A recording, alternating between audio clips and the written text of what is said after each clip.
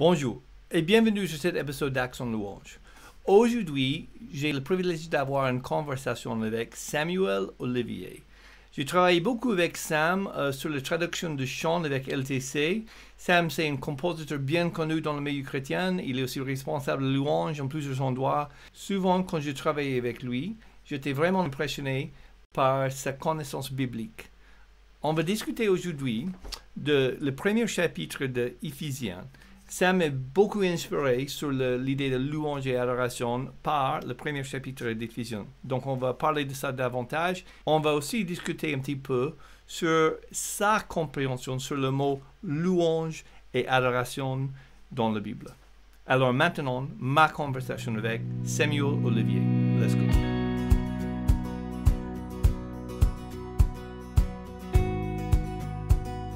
Bonjour tout le monde et bienvenue sur cet épisode d'Action Louange. J'ai un grand privilège aujourd'hui d'avoir une amie, quelqu'un avec lequel j'ai travaillé depuis plus qu'un an au moins sur le comité LTC. C'est un compositeur et dirigeant de louange bien connu ici dans le monde francophone, Sam Olivier. Sam, merci beaucoup d'être là avec nous aujourd'hui.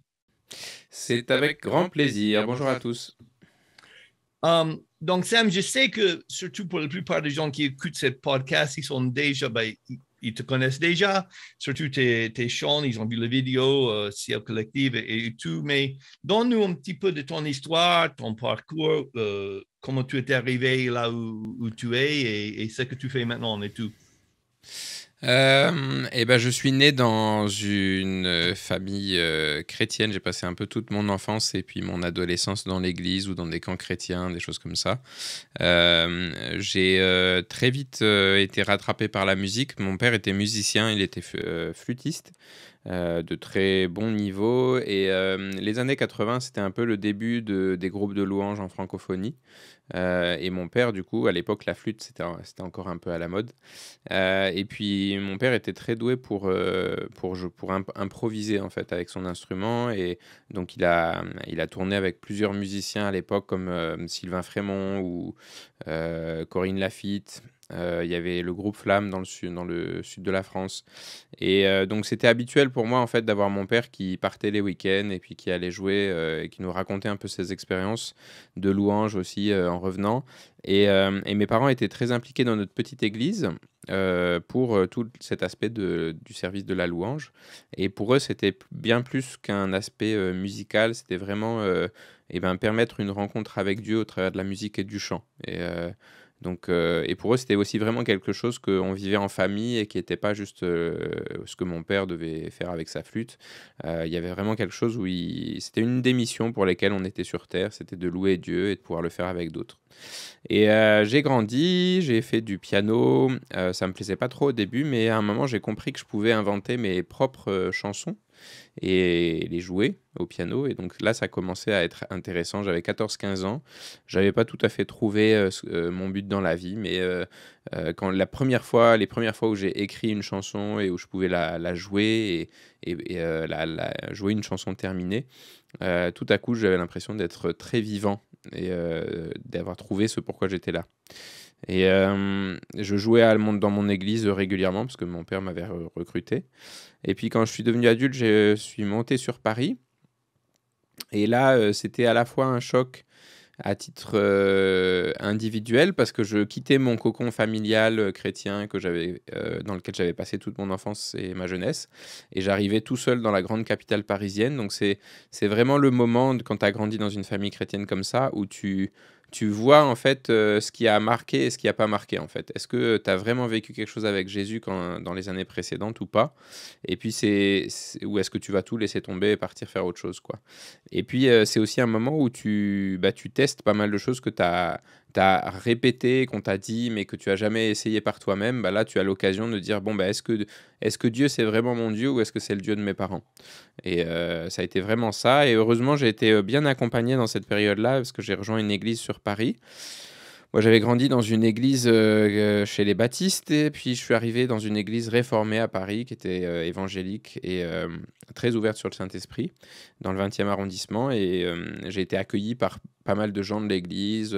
J'ai pu aller dans les groupes de maison, dans tout ce qu'il y avait dans l'église. Et petit à petit, j'ai rejoint aussi l'équipe de louanges, etc. Mais l'expérience fondatrice pour moi à ce moment-là, c'est que j'ai fait une vraie rencontre avec Dieu. J'avais écouté beaucoup d'enseignements et de prédications pendant ma jeunesse sur qui Dieu était, ce que Dieu faisait. Je pense que j'aurais même pu faire des prédications moi-même sur certains sujets, mais je les avais jamais expérimentés de l'intérieur. Ça restait de la connaissance très cérébrale. Et là, c'est l'expérience qui m'a vraiment bouleversé, c'est de rencontrer l'amour adoptif de Dieu pour nous, en fait. L'amour de Dieu en tant que père pour nous, c'est quelque chose qui m'a vraiment bouleversé quand j'étais jeune adulte sur Paris. J'ai réalisé que c'était plus qu'une formulation théologique, que c'était une réalité où Dieu, en fait, nous adopte, nous fait entrer dans sa famille, et du coup, ça change notre vie, ça change nos attentes aussi. Ces grandes aspirations intérieures d'être aimé, de trouver un endroit auquel on appartient, de trouver sa place dans le monde. Finalement, l'amour de Dieu, en fait, vient remplir tout ça, vient combler tout ça. Parce que je crois que c'est Augustin ou Pascal, je sais plus, qui disait qu'à l'intérieur de nous, il y a un vide en forme de Dieu. Et c'est vrai qu'il y a certaines choses que personne ne peut remplir, ni nous, ni d'autres êtres humains, ni une activité ou une vocation. Il n'y a que Dieu qui peut remplir certaines choses. Et moi ça m'est arrivé quand j'étais jeune adulte, et ça a vraiment... ça n'a pas changé ce que je faisais à l'extérieur, mais ça a bouleversé à l'intérieur. Au niveau métier, je me suis beaucoup cherché, puis finalement, la musique, ça restait la seule chose qui m'intéressait, mais j'étais pas doué au point de me dire, tiens, je vais faire musicien professionnel. J'ai toujours été un peu touche à tout, donc je gratouille un peu, je pianote, je tapote sur une batterie, je chantonne, mais j'ai jamais poussé un truc au point que ce soit ma spécialité, voilà, le truc qui aurait fait que je pouvais devenir musicien ou artiste. Et en même temps, la musique, ça restait le seul domaine qui me faisait vraiment vibrer. Et c'est comme ça que je me suis orienté vers le son, la partie ingénieur du son. Et tout de suite, ça m'a beaucoup plu comme métier parce que justement, j'ai resté au contact des musiciens. Et j'ai fait un petit peu de sonorisation au départ. Mais sur la suite, je me suis plus orienté vers la partie studio. Donc tout ce qui est de la création de titres, de la création de chansons, des arrangements musicaux, de l'enregistrement, du mixage, tous ces aspects-là. Donc ça, c'est mon travail. Et puis un aspect qui a beaucoup pris d'importance aussi ces dernières années, c'est l'aspect création de chants, composition pour moi-même, mais surtout pour des clients ou pour d'autres artistes ou pour des projets.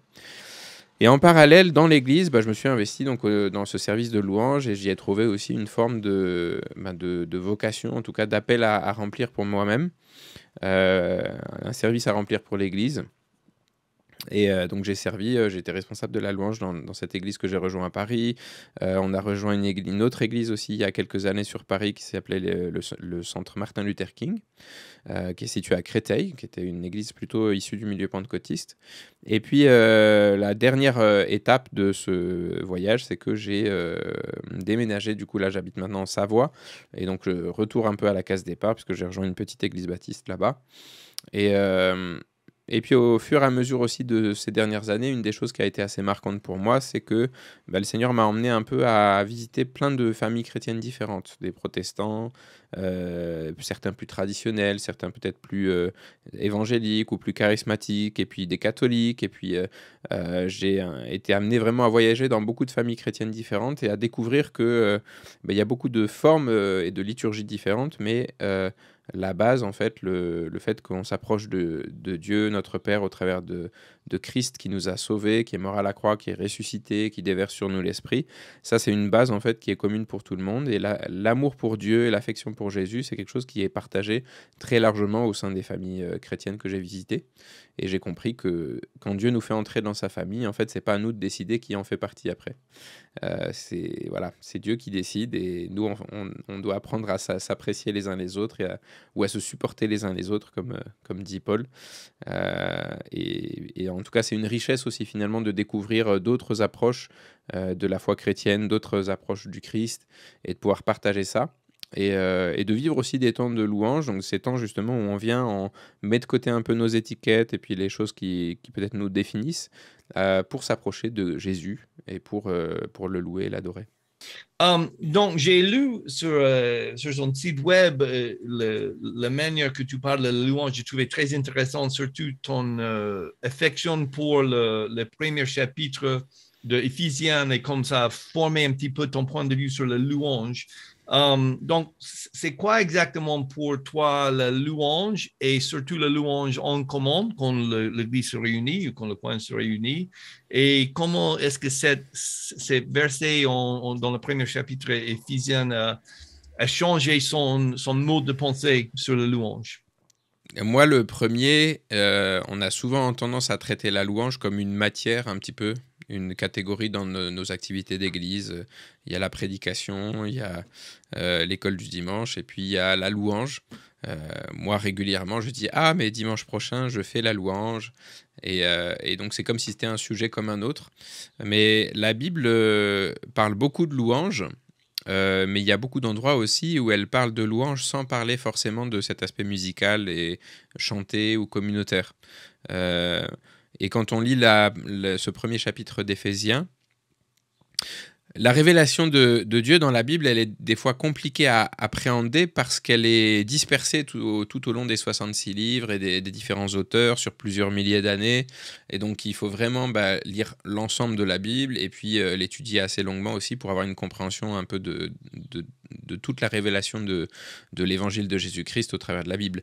Mais moi, j'ai j'ai un caractère, en tout cas une manière de penser assez synthétique. J'aime bien essayer de résumer en fait les choses en quelques mots, ce qui est assez pratique pour écrire des chansons.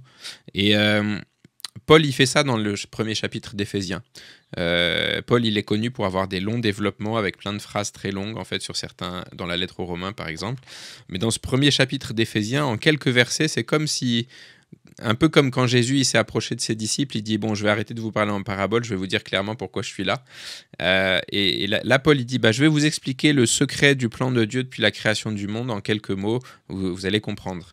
Et donc il détaille en quelques versets le plan de Dieu pour l'humanité, comment ça s'est passé, pourquoi est-ce que l'être humain est sur Terre, c'est quoi son rôle, c'est quoi son but, qu'est-ce que Dieu avait prévu de faire. Pourquoi est-ce qu'on est chrétien? Pourquoi on fait partie de l'Église? Pourquoi le Saint-Esprit est avec nous? Et en quelques versets, en fait, il résume l'Évangile de manière très, très pertinente, profonde. Et finalement, chaque verset, on pourrait faire plein de prédications déjà juste sur chaque verset. Donc c'est ça qui, moi, me parlait un peu. Et la révélation peut-être la plus simple de ce chapitre, quand on se pose ces questions un peu, quand on essaie de trouver sa place dans l'existence, ce que Paul dit dans ce premier chapitre, c'est tu es présent sur Terre, tu es là parce que Dieu a pensé à toi avant de créer le monde.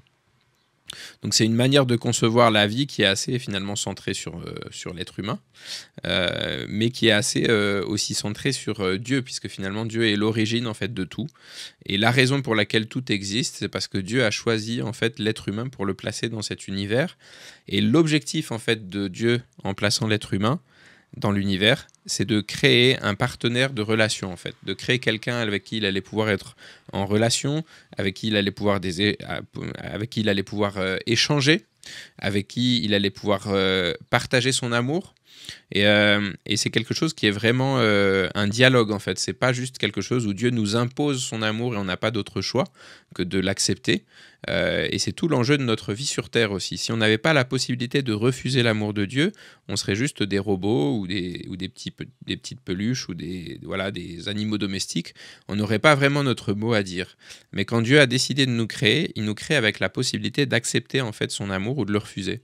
Et du coup, entrer dans cette relation de proximité avec Dieu, entrer dans cette dimension familiale de la Trinité divine, en fait, ça, c'est ça, en fait, pour moi, la louange. C'est vraiment l'image globale de ce que c'est la louange. C'est vivre, en fait, cette relation avec Dieu, pas juste dans des chants ou dans de la musique ou dans un aspect communautaire, mais comment est-ce que chaque être humain va participer à cette relation avec Dieu.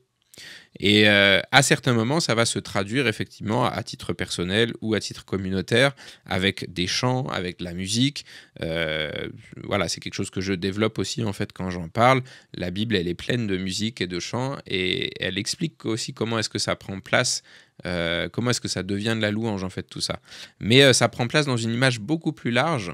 Et ça permet de casser, si tu veux, ce modèle des fois qui est un peu dans nos milieux, où il y a une espèce de tribu mise à part pour cet aspect louange, peut-être ceux qui sont un peu doués pour la musique et le chant, et puis ceux où c'est pas leur truc et ils s'occupent d'autres choses un peu plus sérieuses comme d'évangéliser ou de faire voilà.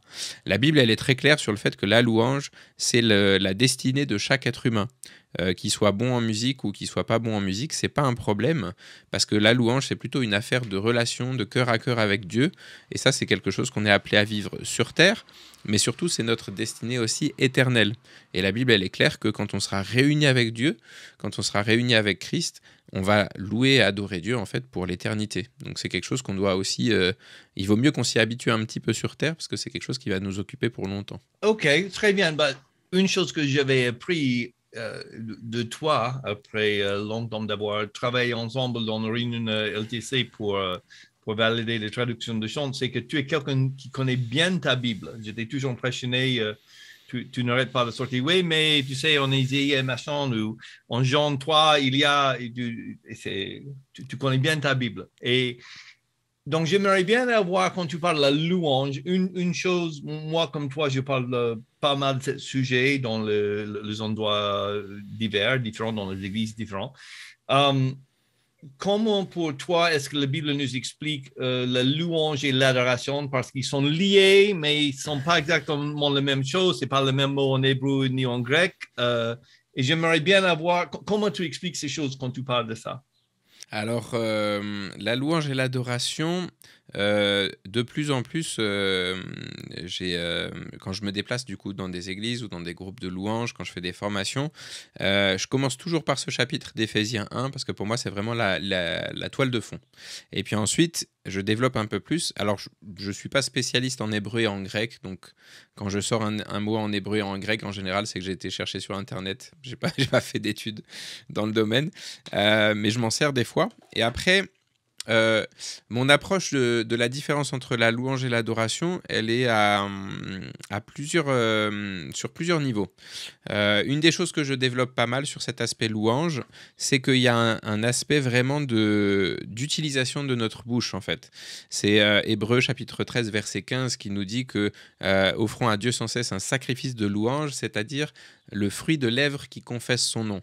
Donc l'aspect de la louange est vraiment quelque chose où pour que ce soit de la louange, il y a un aspect de verbalisation. Il faut que les mots se forment en fait dans notre bouche, il faut qu'il y ait quelque chose qui se passe, il faut qu'il y ait un son qui soit émis. C'est un aspect vraiment fort. Ça n'interdit pas bien sûr une louange plus intérieure et plus méditative. Mais il y a vraiment quelque chose de fort avec cet aspect de déclarer quelque chose avec sa bouche. Pour prendre en fait une image qui a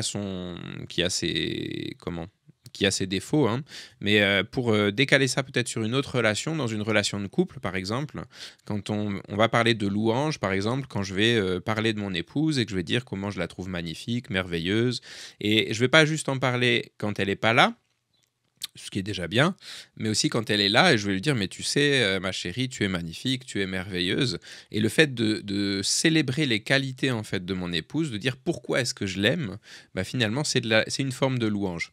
Et avec Dieu, c'est un petit peu ça. Et ce qui est étonnant dans la Bible, c'est que quand on fait ça par rapport à Dieu, quand on commence à déclarer qui il est, ses qualités, comment est-ce qu'il a agi dans le passé, comment est-ce qu'il se manifeste, quand on rappelle en fait les choses qu'il a fait pour nous, quand on exprime en fait notre confiance en lui, quand on fait ça, les circonstances vont pas forcément changer, mais à l'intérieur de nous, il y a quelque chose qui va changer. C'est comme si notre être entier se réalignait avec la réalité en fait de qui est Dieu et de qui nous sommes en lui. Et donc c'est quelque chose qui est fondamental et c'est pas quelque chose qu'on fait une fois et c'est terminé. C'est quelque chose qui fait partie de la vie chrétienne au quotidien. Il y a une transformation qui s'opère en fait quand on commence à ouvrir la bouche pour déclarer qui Dieu est. Pour aller sur l'adoration, ça nous parle de quelque chose de beaucoup plus profond. Alors pour sortir ma science en grec, hein, le mot adoration en grec, c'était le mot prokuneo. C'est un mot qui exprime une double idée de respect, de révérence, de grand respect envers quelqu'un. Et puis, c'est une image qui est utilisée entre quand quelqu'un venait vers son seigneur, voilà, un chevalier, enfin pas un chevalier, mais seigneur, un petit seigneur venait vers un plus grand seigneur, hein, un vassal venait vers son chef, quoi. Il se prosternait devant lui, il prenait sa main et il embrassait la main en fait de son seigneur. Et c'est ce mot prokuneo qui a été utilisé pour exprimer à la fois cette grande révérence et à la fois quelque chose finalement de très intime en fait, parce que c'est presque un baiser en fait pour exprimer une soumission profonde. Et c'est une belle image en fait aussi de notre adoration envers Dieu, où il y a à la fois en fait ce respect en fait, cette révérence envers lui, parce que c'est Dieu et que nous on n'est que des êtres humains, et à la fois il y a cette proximité et cette intimité qu'on retrouve dans cet aspect familial, dans le fait que Dieu est notre Père qui nous adopte en Christ. Donc on est dans une proximité avec Dieu qu'aucun autre être dans l'univers n'a connu. Donc c'est une première différence. Pour continuer la métaphore, je dirais, dans un couple, l'adoration, entre guillemets, ce serait vraiment plutôt l'aspect de l'intimité du couple, vraiment ce qui est l'aspect vraiment de ce qui leur appartient à eux seuls, et sans donner plus de détails. Mais c'est un peu pour exprimer la différence en fait de qualité entre les deux, entre la louange et l'adoration. Il y a vraiment quelque chose de profond en fait dans l'adoration, d'une proximité, d'une intimité entre Dieu et nous qui est vraiment là. Et puis la deuxième chose qui me frappe aussi, c'est que la Bible utilise beaucoup, alors là on est plutôt sur l'anthropologie en fait chrétienne, c'est-à-dire comment est-ce qu'on est construit en tant qu'être humain. La Bible, elle développe en fait qu'on est formé d'un corps, qu'on a aussi un aspect de notre âme et qu'on est un esprit. C'est ce verset dans la Genèse, dans les premiers chapitres de la Genèse, qui dit que Dieu prit la poussière du sol et il souffla en fait le souffle de vie et ça devint une âme vivante. En fait, cette union entre le terrestre et le céleste, ça crée un être humain. On est fait à la fois de quelque chose de très terrestre, la poussière de la terre, et à la fois en fait du souffle de vie que Dieu nous donne. Et cette interaction entre les deux, ça crée ce que la Bible appelle l'âme. Donc il y a ces trois parties, et puis pour simplifier, ce que je dis souvent, c'est le corps, c'est ce qui nous permet d'avoir conscience du monde qui nous entoure. L'âme, c'est ce qui nous permet d'avoir conscience de nous-mêmes, de notre personnalité, notre caractère, nos émotions, notre intelligence, etc., notre capacité à faire des choix. Et puis l'esprit, c'est la dimension à l'intérieur de nous qui est fait pour être en relation avec Dieu. Et dans la Bible, souvent, la dimension de louange, elle parle beaucoup de la relation avec notre personnalité, avec notre âme. C'est des versets qu'on cite souvent, mais « Bénis le Seigneur mon âme, éveille-toi mon âme, c'est l'heure de louer Dieu, etc. » Et le psalmiste, il nous enseigne beaucoup sur ça, en fait, sur comment est-ce que ça se passe, la louange. Il nous explique, en fait, que finalement, pourquoi est-ce que ça fait partie de notre personnalité, de notre âme? C'est parce que la décision de louer Dieu est toujours quelque chose qui nous revient. C'est-à-dire, si je ne suis pas dans la bonne émotion ou dans voilà, si ma semaine s'est mal passée, etc., si je vis peut-être un traumatisme ou un deuil quelconque, je suis toujours en capacité de tourner mes regards vers Dieu, quelle que soit la situation, pour dire, dans cette situation, je choisis de te louer. C'est quelque chose qui nous est donné, c'est un cadeau en fait que Dieu nous a fait de nous dire, vous pouvez toujours, quelle que soit la situation, choisir de louer Dieu. Et le psalmiste, du coup, David, il va mettre ça en pratique beaucoup dans son histoire, parce que quand il est poursuivi par Saül, quand il est avec quelques brigands, il loue Dieu. Quand il arrive chez les Philistins et qu'il manque de se faire tuer, il loue Dieu. Quand il tue Goliath, il loue Dieu. Quand il est roi d'Israël, il loue Dieu. Même quand il tombe dans le péché, en fait, avec Bathsheba, il loue Dieu. À chaque moment de sa vie, quelles que soient ses circonstances extérieures et intérieures, il fait ce demi-tour pour se retourner vers Dieu et louer Dieu et déclarer qui Dieu est et qui Dieu est pour lui aussi. Et donc c'est quelque chose qui est vraiment à notre disposition toujours. Et puis, ce que nous montre aussi David dans les psaumes, c'est que c'est pas quelque chose qui est automatique. Il y a plein de moments où on n'aura pas du tout envie en fait de louer Dieu, et il va falloir qu'on ait cette espèce de dialogue intérieur où David va dire « Mais pourquoi t'as battu mon âme ?» Réjouis-toi en Dieu, confie-toi en Dieu, tu le loueras encore. Et c'est à nous, en fait, de nous tourner vers nous-mêmes, de dire, écoute, je sais tes circonstances, je sais que tu n'es pas en forme, je sais que tes émotions sont contraires, mais tu vas quand même louer Dieu parce que c'est pour ça que tu as été créé. Et puis l'adoration, il y a ce verset très célèbre dans Jean au chapitre 4 au verset 23, c'est l'épisode, tu sais, de la Samaritaine quand Jésus rencontre la Samaritaine, ils ont une grande discussion théologique sur justement l'adoration. Et Jésus va lui révéler quelque chose sur l'adoration que Dieu recherche. Il va dire, le Père recherche des adorateurs qu'il adore en esprit et en vérité. Et donc il y a vraiment cette dimension où l'adoration, c'est pas juste une affaire, des fois on dit, ah c'est bien, on a eu un moment d'adoration très émotionnel, etc. Mais en fait, c'est pas au même niveau. L'adoration, elle n'est pas juste au niveau de nos émotions, ça ne veut pas dire qu'elle ne peut pas être impliquée, mais l'adoration, en fait, ce que Jésus nous dit, c'est elle se produit dans un endroit plus profond, en fait, dans notre humanité, qui est ce temple intérieur que nous sommes, dont Paul parle dans les Corinthiens quand il dit « Mais ne savez-vous pas que vous êtes le temple de l'Esprit de Dieu ?» Et c'est dans ce temple intérieur, dans notre esprit, qu'on vit en fait cette adoration, cette connexion avec Dieu. C'est comme une union en fait qui se produit entre le Saint-Esprit et mon esprit.